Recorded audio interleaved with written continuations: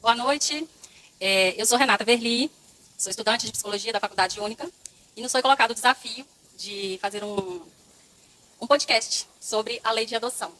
Nossa matéria de estudo atualmente são crianças e adolescentes e a gente está focando no ECA nesse momento. Nós estamos aqui com a Elaine Andrade, a Elaine que é psicóloga do CREAS de Fabriciano. Vou pedir para ela mesma se apresentar e falar um pouquinho do trabalho que ela desenvolve lá. Boa noite, Elaine. Boa noite. Agradeço, primeiramente, pela confiança, de me chamarem para compartilhar um pouquinho. Eu trabalho no CREAS de Coronel Fabriciano há 6 anos, vai fazer 7 anos.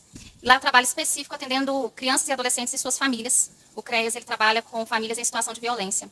Então, geralmente, a gente recebe os encaminhamentos da Polícia Civil, do Ministério Público, do Conselho Tutelar, ou, às vezes, alguma denúncia que chega por outra via da comunidade mesmo, da sociedade, que vem trazendo uma demanda de uma criança ou um adolescente que teve seus direitos violados. Seja violência física, violência psicológica, violência verbal, negligência, violência sexual, qualquer tipo de violação de direito da criança, chega lá para nós, para a gente acompanhar a família e tentar fortalecer essa família, entender por que essa violência acontece, tentar garantir o direito dessa criança de não ter seus direitos violados. Então, esse basicamente é o nosso trabalho. Hoje, eu trabalho muito com crianças e adolescentes que estão em acolhimento. Então, são crianças que já foram retiradas de suas famílias de origem e estão no ambiente de abrigo, de acolhimento. E eu trabalho com essas famílias na busca por uma reintegração familiar, que essas crianças, esses adolescentes, retornem para suas famílias. Então, a gente tenta entender por que essa violência acontecia, sanar essa violência junto com essa família, e quando não a família, o pai, a mãe, uma família extensa, como a gente chama, um outro familiar que possa retirar essa criança do acolhimento para que ela possa crescer, se desenvolver no ambiente familiar, que é o ideal, Então, hoje, basicamente, esse é o meu trabalho. E essas crianças que você citou aí, que elas ainda estão tentando ser reinseridas, na família de origem ali. O que acontece quando isso não é possível? Qual que é o caminho que essa criança percorre? Porque o nosso foco é a adoção, e a gente gostaria de entender quem são essas crianças que estão lá no abrigo, à procura de uma família para acolher e adotar. Então, quando a criança ela é retirada da família, o Conselho Tutelar faz esse movimento, porque é uma das medidas de proteção, o juiz determina isso, uma das medidas de proteção à criança ou adolescente previstas no ECA é o acolhimento. Que ele pode ser institucional ou familiar, ou uma família cadastrada que acolhe, não na perspectiva de adoção, mas por um período, ou dentro do acolhimento institucional, que essa criança vai ficar lá com as outras crianças. Elas estão lá por causa da violência, porque se percebeu que elas não estavam tendo seus direitos garantidos. Algumas dessas crianças, filhos, exemplos, de pessoas que fazem uso de substâncias, uso abusivo, a drogadição, crianças que estavam com pais em situação de rua, crianças negligenciadas, porque os pais não garantem o acesso aos estudos, a criança não vai para a escola, a criança sofre agressão, houve ali um abuso. Então, são essas crianças que estão em acolhimento, quando a família não garantiu segurança para elas. Quando elas vão para o acolhimento, existe um prazo para se trabalhar essa família antes que ela esteja apta para adoção. Então, a perspectiva é de retorno para a família de origem. Essa é a primeira coisa que é trabalhada, que ela retorne. Quando o juiz, pegando os relatórios da sua equipe de psicossocial do judiciário, da equipe do CREAS, do acolhimento institucional onde a criança está, quando ele pega todas as informações, ele junta ali esses acompanhamentos que esses serviços fizeram, que esses profissionais fizeram, e conclui que essa criança não pode retornar para a família, porque senão ela vai continuar com seus direitos violados, então ele determina a destituição do poder familiar. Então, esses pais deixam de ter o poder familiar sobre essa criança, então ela entra para busca de família substituta. Então, funciona mais ou menos assim. É importante você falar sobre esse processo. A gente pode considerar, então, que quando uma criança ela vai para a situação de adoção, que ela está nos abrigos, é porque já se esgotaram essas possibilidades de a família retornar ao ambiente familiar. Exatamente. E não tem nenhum familiar extenso também. Porque, às vezes, o pai é o violador do direito, a mãe é a violadora do direito. Mas tem um tio que tem disposição de assumir a responsabilidade com essa criança. Então, tenta-se preservar os vínculos consanguíneos. Quando isso não é possível, aí a criança vai para a adoção. E esses familiares, eles detêm... aliás, eles possuem uma prioridade em relação às pessoas externas, então, para adoção. Porque aí o que acontece? Eles não adotam, eles ficam responsáveis pela guarda, a guarda é concedida a eles.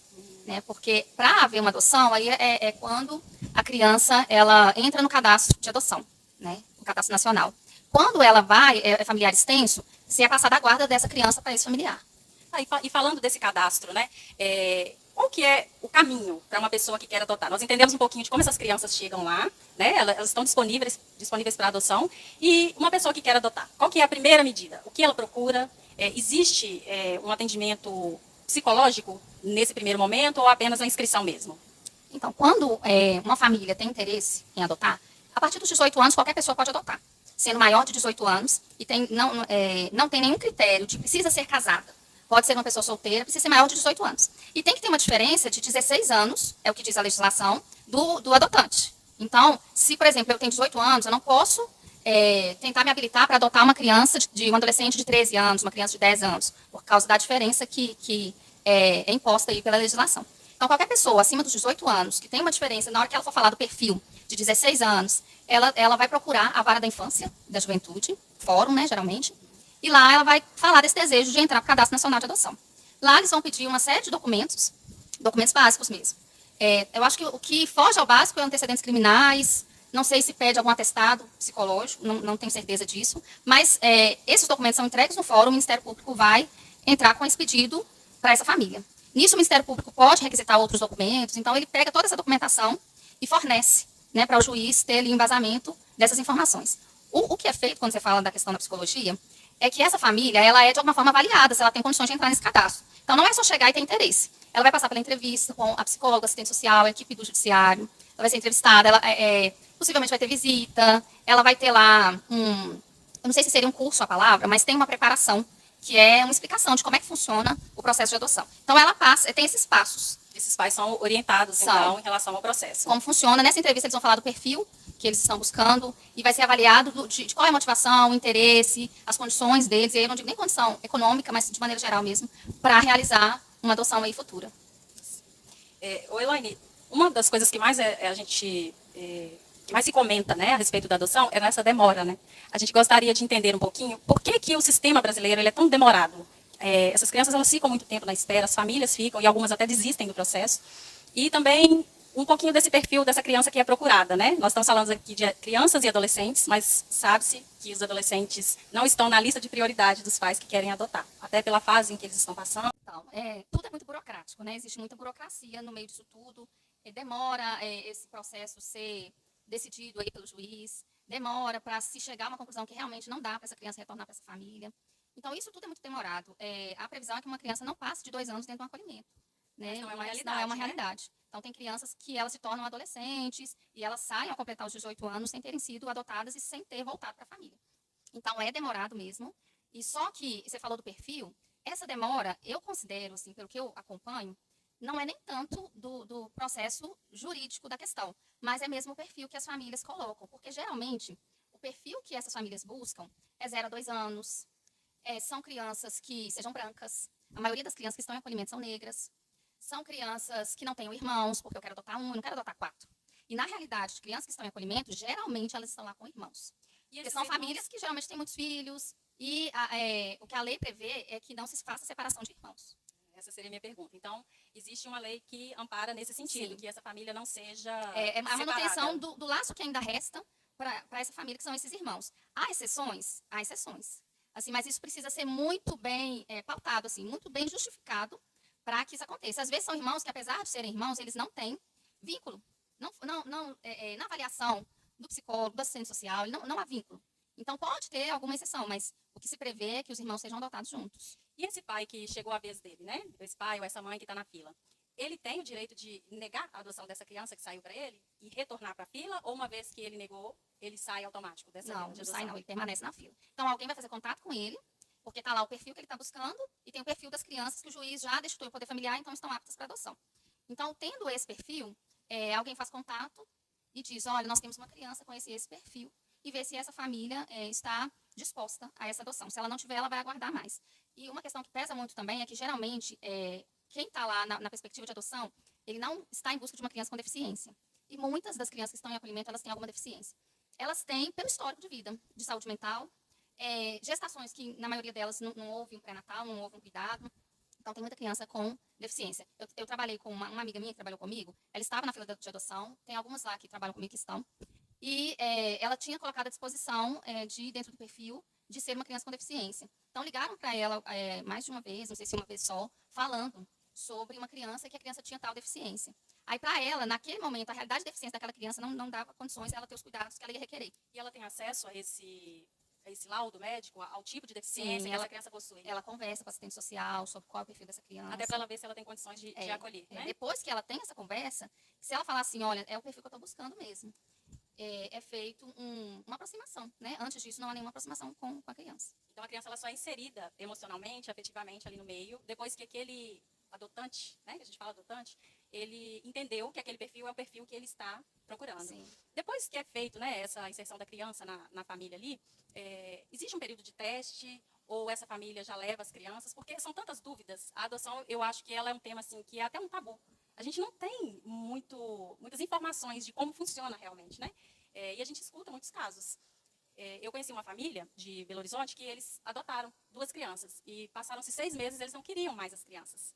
E depois eu não tive mais notícia de como se desenrolou esse caso. Eram 2 irmãs, elas tinham 5 e 6 anos e eles decidiram que eles não queriam ficar com essas crianças. Como que funciona isso? Emocionalmente isso é pesado, né? Porque a criança está sendo rejeitada mais uma vez. Mas como que funciona isso a nível de justiça? Os pais têm o direito de fazer esse teste? Isso é acompanhado, né, pelos profissionais, essa aproximação é acompanhada e tem o estágio de convivência. Então, sim. é o que eles chamam de estágio de convivência, são 90 dias, 3 meses, que há esse processo de adaptação. A criança acima de 12 anos, ela tem condições já de dizer como é que é para ela aqui, se ela deseja, se ela não deseja, se ela quer ser adotada, se ela não quer ser adotada. Então, acima de 12 anos, a criança já responde isso. E esse estágio de convivência é o período de acompanhamento, para tentar entender se é, de fato, a construção daquela família ali, que aquela criança vai ser parte legítima daquela família a partir de então, né? Mas então existe a possibilidade dessa criança retornar ao abrigo? Existe. Aí, uma das minhas dúvidas seria quem pode adotar? Você falou muito bem aí, né? Pessoas acima de 18 anos, como a diferença de 16 anos para essa criança ou para o adolescente. Não existe, na nossa lei, não existe nada que cobre essa questão financeira, né? Não existe renda mínima nem renda máxima, né? Não. Então, a pessoa, ela faz lá essa inscrição, né? Para ela ir para a fila de adoção e espera. Uma pergunta interessante que chegou para a gente aqui, no momento que a gente estava fazendo uma reflexão do que seria abordado, por exemplo, chegou um bebê até mim. Pessoas encontram, né, crianças que são abandonadas na rua, chegou um bebê na porta da minha casa. Qual a prioridade que eu tenho de adoção dessa criança? Ou não existe isso? Automaticamente essa criança vai para o Poder Judiciário ali decidir, né, chega até vocês, faz esse levantamento, se encontra a família ou não, que eu acredito, né, pelo que eu li, funciona dessa forma, né, eles vão fazer um levantamento. E aí, eu tenho algum direito especial sobre essa criança, de afeto, né? A gente vê algumas reportagens de pessoas que, encontrei um bebê, eu gostaria de adotar.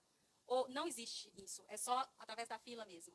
É através da fila. O que acontece, algumas vezes, é que, por exemplo, eu sou uma mãe, eu tive uma criança, e eu não estou mais em condições de cuidar dessa criança. Eu não estou dando conta, ou eu tenho envolvimento com tráfico, que é muito comum, ou por N motivos eu não quero essa criança. E aí eu tenho uma tia, eu tenho uma vizinha, eu tenho uma amiga, e eu entrego e peço, cuida dela para mim, toma conta dela para mim. Então, isso a gente vê acontecer muito. Assim, de mães deixarem os filhos aos cuidados de outros. Ninguém pode adotar um filho que não é seu. O que acontece é que essas famílias ficam ilegalmente com essas crianças. E quando, por exemplo, quando chega lá para nós uma situação assim, a filha da fulana está na casa de uma terceira pessoa que está tomando conta dela.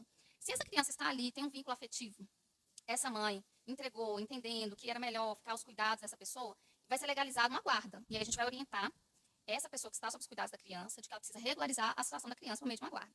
Então, aí ela não adota. Ela é passada uma guarda. A guarda pode ser revogada a qualquer momento, né? Então, ela fica com uma guarda provisória e ele vai ser acompanhada pelos serviços responsáveis para ver se essa família que cuida está garantindo os direitos dessa criança também. Mas o que acontece geralmente é isso. E a pessoa que fica com a criança, ela precisa da guarda, ela não pode viajar, vai fazer uma matrícula na escola, vai colocar no plano de saúde, qualquer coisa, ela vai precisar de uma guarda. Então, geralmente, o que acontece nesses casos é isso. Elaine, nessa nova reconfiguração familiar que nós vemos na sociedade, polêmico até, dos casais homoafetivos, o procedimento, todo o trâmite é igual para todas as pessoas dentro da nossa legislação? Sim, é igual. Né? Nesse caso seria da união estável, é normal. Não tem nenhum critério diferente, não. O que geralmente a equipe do psicossocial vai fazer é essa entrevista, é ir na casa, é ver a dinâmica familiar, é ver a cultura familiar. Isso é uma coisa que é bem interessante, assim, que é preciso fazer uma visita domiciliar, e às vezes as pessoas pensam, mas para que fazer a visita domiciliar? Para ver se a casa tem as coisas, para ver se está faltando. A visita domiciliar, porque é diferente você ver, e é um instrumento da psicologia, assim, também, que a gente utiliza muito. É diferente você ver a pessoa no seu habitat natural ali. Ali é diferente de eu trazê-la para uma sala, um ambiente diferente ali do que ela está habituada. Então, quando você faz visita, você vê a pessoa dentro da sua realidade, você vê ali as preferências dela dentro de casa, o que ela tem, o que ela não tem. Às vezes é uma casa que não tem uma porta no banheiro. Então, você pensa, como é que essa família se organiza aqui? Às vezes, estando na casa, você vê que tem a tia, a irmã mora ao lado. Então, quando ela diz lá no atendimento, lá na entrevista, que como é que você vai fazer para se organizar, porque você trabalha fora, por exemplo, se fizer essa pergunta. Mas eu tenho uma rede de apoio que me ajuda, eu tenho a minha irmã. Então, quando você vai, você vê aquela história ali, é real mesmo. Você vê que a irmã mora ali ao lado. Então, o procedimento é o mesmo para qualquer situação, qualquer pessoa. E o objetivo, então, dessas visitas, dessa análise de perfil, é sempre a segurança da criança, Exatamente. né? O lar que vai acolher tem condição de receber essa criança ou não? As informações que foram passadas, elas são verídicas? Exatamente. Por isso que a gente considera que é burocrático, mas eu prefiro pensar, ainda que seja realmente burocrático, que é zeloso. Porque a responsabilidade é muito grande. Né? A responsabilidade é muito grande de você fazer um relatório em que você diz que uma família não tem condição de continuar com essa criança. Você está dizendo para o juiz, obviamente ele vai juntar uma série de informações, mas você está dizendo que essa criança nunca mais vai voltar para essa família. Da mesma forma, quando você faz um relatório favorável à adoção de uma família, você está assumindo uma responsabilidade, ainda que isso seja uma decisão do juiz, mas para a gente, enquanto profissional, você está emitindo ali um tipo de parecer com relação àquela família, que é uma responsabilidade muito grande. Então, precisa tentar se avaliar nos mínimos detalhes o que leva essa família a desejar uma adoção. Às vezes, por exemplo, pode ser uma perda, né? Às vezes pode ser, essa criança pode vir para essa família para representar a salvação de um casamento. Então, e ela vem com uma responsabilidade que não é dela. São várias situações que a gente pode pensar que, olha, será que isso vai ser bom, de fato, para essa criança? Então, às vezes, nem aqueles que estão querendo estar habilitados para adoção têm noção se eles vão dar conta disso ou não. Então, compete ao profissional também levar eles a uma reflexão nesse sentido. Esse período de adaptação que você citou, quando essa criança vai para a adoção, né, inicialmente ali, existe um período mínimo ou máximo de adaptação? Essa semana eu vi um post muito legal de um casal que fez a adoção de um menino, eu não sei quanto tempo tem, mas que chegou à certidão. Eles estavam muito felizes com isso e postaram. Depois de quanto tempo é considerado que essa criança vai ficar ali naquele lar, que deu tudo certo? Existe esse período ou não? Depende de cada família. Então, Renata, eu não vou saber te responder. Se eu não me engano, são 120 dias, mas eu não tenho, assim, para o processo se concluir. Mas eu não tenho essa resposta para te dar, assim, com certeza, sabe? Eu gostaria de citar aqui o ECA, né? O ECA é um ganho muito grande na vida das crianças, dos adolescentes. O ECA ele surgiu nessa intenção mesmo, né, de garantir os direitos. A primeira versão do ECA foi em 13 de julho de 1990, mas houve muitas mudanças de lá para cá. A última atualização foi em 2017, que eles vão conhecendo nessa realidade e as realidades vão mudando também. Você acha que, dentro do que você vivencia, né, você acha que a gente consegue, de uma maneira majoritária, né, fazer com que ele seja cumprido, aquilo que o ECA se propõe a fazer, olhando sobre o viés da adoção? Então, eu acho, assim, eu não vou aqui, assim, correr o risco de dizer que tá bom, né? Porque sempre a gente vai identificando algumas coisas que precisam ser melhoradas. Mas eu acho que o que precisa de principal é fazer cumprir, né? Porque o ECA, ele existe para garantir a segurança, o direito da criança e do adolescente. E a gente sabe que ainda há muita criança, muito adolescente, com seus direitos violados, que precisavam ser garantidos, porque o ECA vai nos dizer lá que é a família, a sociedade e o Estado. Né? Então, se a família que não está dando conta de ser essa garantidora, a sociedade precisa, inclusive, ter conhecimento a respeito do ECA para buscar tirar essa criança dessa condição. E não necessariamente tirar da família, mas tirar essa criança dessa condição. E quando não, o Estado, que também falha na sua aplicação, sempre temos coisas a fazer cumprir a lei de forma mais efetiva. Então, isso é uma realidade. Agora, eu penso que o principal é o conhecimento da sociedade e as pessoas entenderem que a denúncia é fundamental, sabe? Que essa denúncia pode ser anônima, eu não preciso me expor. E ainda que eu precisasse, sabe? Eu fico pensando que ainda que eu precisasse me expor, eu estou fazendo isso em função da vida de uma criança.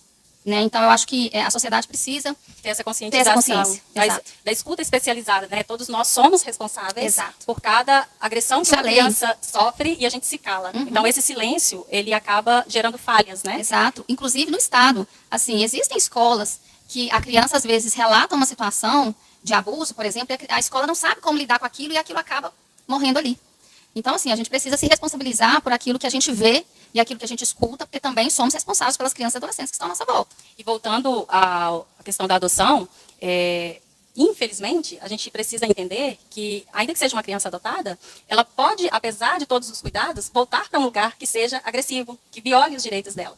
E esse olhar atento, eu acho muito importante, assim, da sociedade, porque a gente torce para que não aconteça. Mas pode também acontecer, né? E eu não tenho dados, né, dessas crianças que são adotadas, assim, qual que é o índice, né, de reincidência, de violência? Você tem algo nesse sentido que você tem conhecimento? Não, assim, de dados no Brasil, da reincidência, não. Mas, assim, das minhas experiências, eu já vi isso acontecer algumas vezes. São apostas que a gente faz, né, de uma reintegração familiar, por exemplo. Às vezes, vai se apostar que essa família superou aquilo ali, porque quando a criança não está junto com a família é uma coisa. Então, ela está no acolhimento, está trabalhando a família, mas a família não está com a criança. Então, é uma outra realidade. Às vezes vai parecer que quando essa criança retornar, as coisas serão diferentes. Então, eu já vi situações de crianças que retornaram, que as violências continuaram e elas tiveram que voltar para o abrigo. Aí é uma revitimização. Por quê? Porque você faz a retirada da criança, o que já é traumático, do ambiente familiar, porque a criança não dá conta de fazer essa distinção de que aquilo ali é violador de direito para ela. Ela não dá conta. A criança, quando ela está tendo seus direitos violados, ela não consegue nem te odiar se você está fazendo isso com ela. Ela vai odiar a si mesma. A autoestima e tudo mais. O desenvolvimento dela vai ser abalado. Mas se você é mãe, é violadora desse direito, é agressiva, é negligente, é abusador, ela não consegue odiar essa pessoa. Geralmente, a criança não vai ter esse ódio dessa pessoa. Então, muitas vezes, a criança volta para esse ambiente e as violências continuam acontecendo. E aí ela é retirada novamente. Nós tivemos um caso assim, e a criança foi retirada novamente, e agora foi destituído do poder familiar, e agora ela está numa fila de adoção. Só que o que se busca dentro de um acolhimento institucional é agilizar o máximo possível essa avaliação de que se essa família vai poder receber novamente. É tentar ao máximo ajudar essa família a conseguir, porque às vezes é um pai e uma mãe que foi violada a vida inteira, mas que numa outra geração, a criança não foi retirada, ele não foi retirado dos pais. Então ele não sabe exercer maternidade, não sabe ser pai. E aí o nosso trabalho é tentar auxiliar nisso, sabe? Mas isso precisa ser o mais breve possível, porque uma criança, ela não pode viver dentro de uma instituição, porque assim, as pesquisas comprovam que crianças que vivem longos períodos dentro de instituição, elas têm uma série de déficits cognitivos, intelectuais, desenvolvimento. Então há prejuízos já comprovados numa criança dentro de um ambiente institucional. Então nós já tivemos situação de criança que voltou para a família e voltou de novo para o abrigo. Então são duas violências, né? Revitimiza, né? E dentro desse abrigo, as crianças têm algum apoio psicológico para elas? Então, o abrigo, ele tem uma equipe técnica, que é o assistente social e o psicólogo. Tem os educadores, né? Eles trabalham em conjunto ali pelo emocional dessa criança. Exato.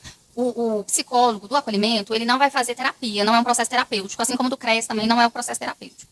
O que se busca ali é a compreensão, é o olhar do psicólogo sobre essa criança e as necessidades dela. Se a família, se a técnica ou o técnico, psicólogo da instituição entende a necessidade de um acompanhamento psicológico, na maioria deles, né, para não dizer todos, demanda, ela encaminha para uma área da saúde do município que vai fazer esse trabalho de acompanhamento terapêutico. Dependendo daquela subjetividade Exato, daquela criança, daquela exato. necessidade específica. Então, existe esse direcionamento. Elas vão fazer a escuta, normalmente, as intervenções ali. Mas o processo terapêutico é até interessante que seja com outra pessoa. Porque elas estão ali, as técnicas, elas estão envolvidas na realidade do ambiente familiar, porque as crianças moram ali. Então, é a tia que está o tempo todo dia está ali, que briga, que chama atenção. Então, não é interessante que seja o profissional que vai fazer essa abordagem. Elaine, esses adolescentes ou crianças que são inseridos ali naquela família, deu tudo certinho. Se ele apresenta algum problema emocional ou tem a necessidade de um acompanhamento psicológico, isso fica a cargo da família que o adotou ou depois de um tempo ainda existe esse acompanhamento? Como que funciona esse acompanhamento depois dessa adoção? Essas crianças vão, durante um período, são acompanhadas e depois deixam de ser? Ou existe periodicidade nisso? As famílias são acompanhadas no pós, ali por um período, talvez de 6 meses ou mais, mas isso não é contínuo, não, isso vai finalizar. E a família que é responsável mesmo por as providências como filho, né? Meu filho tem uma necessidade, eu percebo, então eu busco. E geralmente as famílias compreendem que essa criança vai demandar, então já tem isso desde o início em mente. Quando a gente fala de crianças da adoção tardia, né? Que são as crianças com 4, 5 anos para mais. Essas famílias já têm essa visão, então, de que seria necessário um acompanhamento. Sim. E elas né? são instruídas de que, olha, essas crianças que estão no acolhimento, elas vêm com as suas marcas. Né? Elas não são um papel em branco. Então, tem toda uma história que elas viveram e isso vai repercutir no ambiente da família. E a família vai precisar estar preparada para lidar com essas questões. Então, quando se trata de crianças nessa idade da adoção tardia, as famílias já compreendem. Quando uma família coloca à disposição dela de adotar uma criança de 8 anos, de 6 a 10 anos, ela já entende que ela vai enfrentar esse tipo de desafio. Né? Que a criança já teve uma cultura familiar, um tipo de educação ou uma ausência dela e que isso vai precisar ser trabalhado com a ajuda profissional. Como você acha assim, que a sociedade ela poderia contribuir para que mais pessoas tivessem esse desejo de adotar? Porque mesmo que a gente veja em números, que existem muitas famílias, em números até bem altos em relação ao número de crianças disponíveis para essa adoção, o que poderia ser feito para que mais pessoas tivessem esse desejo? Então, eu acho que a gente precisa, enquanto sociedade, desmistificar a ideia de que uma criança que está no acolhimento, que eu vou adotar, vai ser uma criança problema. Porque eu acho que isso é muito forte na sociedade. Ah, fulano adotou e o ciclano dá dor de cabeça. E a gente vai trazendo isso como sendo pelo fato dele ser adotado. É o sangue ruim que ele está trazendo da família, porque ele deve ter uma família ruim, de um sangue ruim. Então, isso é muito carregado de preconceito, a adoção. É como se houvesse uma herança aí, hereditária de que está dando problema porque é adotado. Não, está dando problema porque é adolescente. Está dando problema porque toda criança vai passar por algumas fases assim. Mas o fato de ser adotado, às vezes, isso é atribuído. Então, eu acho que o principal é desmistificar essa ideia. A criança dá problema porque ela é criança. Né? O adolescente vai passar por essas fases da adolescência, como usa todo adolescente.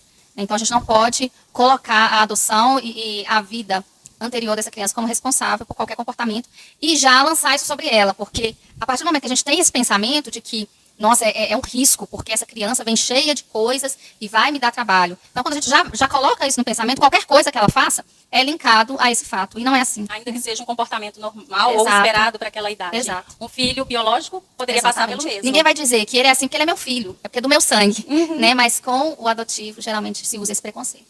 Eu queria te agradecer, Elaine, em nome da minha equipe, né? Em nome da Faculdade Única, né? Em parceria com a professora Denise, pela disponibilidade, por trazer tantas informações para a gente, de forma tão clara, né? Tão leve assim. Colocamos à disposição também. A gente sempre fala isso, pelo menos é algo que está dentro de mim, né? Nós temos muito desejo de fazer a diferença enquanto psicólogos, né? Nós temos esse desejo e eu percebo isso nas meninas que estão comigo também. E conhecer um pouquinho dessa realidade, né, que a gente imagina que é muito maior do que o que você trouxe aqui, porque a vida real ela é muito diferente da ideal, né? O próprio ECA, quantas vezes foi atualizado, quantas coisas nós temos que rever e melhorar, mas a gente está no caminho. Então, eu quero te agradecer, de coração mesmo. Tá? Eu agradeço a oportunidade de falar sobre isso. Eu não lido diretamente com a adoção, eu lido com a reintegração familiar, mas tenho esse contato com a temática da adoção, e é algo que eu gosto muito assim de falar, de tentar entender, porque a adoção para mim é um ato de amor, né? Então é muito bom falar sobre isso. E agradeço mesmo pela oportunidade de compartilhar aqui, espero ter contribuído um pouquinho. E assim, como psicóloga, eu posso dizer que eu amo o que eu faço, assim, eu enxergo nisso uma missão mesmo. Então, torço para que todos vocês que se formam, vejam a profissão como uma missão mesmo, porque a gente faz com mais amor, com mais dedicação, com mais afinco mesmo. Obrigada.